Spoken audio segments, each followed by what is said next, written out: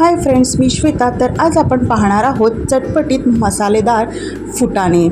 त्यासाठी मी कढईमध्ये घेतलेले आहे 2 चम्मच तेल. याच्यामध्ये 1 मोठा चम्मच लाल तिखट, अर्धा चम्मच हळद पावडर. व्यवस्थित मिक्स करून घेऊया. गॅसची फ्लेम लो टू मिडियम ठेवावी. त्यानंतर 2 कप मी फुटाणे ॲड केलेले आहे. हे भाजलेले फुटाणे आहे. रेडीमेड मी ग्रॉसरी शॉपमधून आणलेले आहे. मिक्स करून घेऊया.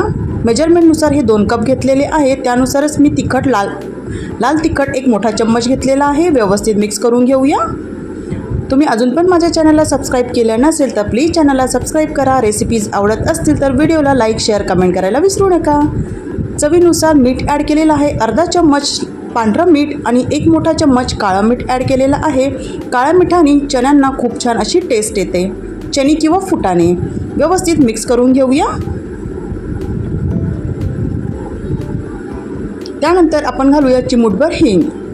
याने सुद्धा खूप छान टेस्ट येते. तुम्ही नक्की ट्राय करा. त्याच्यानंतर व्यवस्थित असं मिक्स करून घेऊया.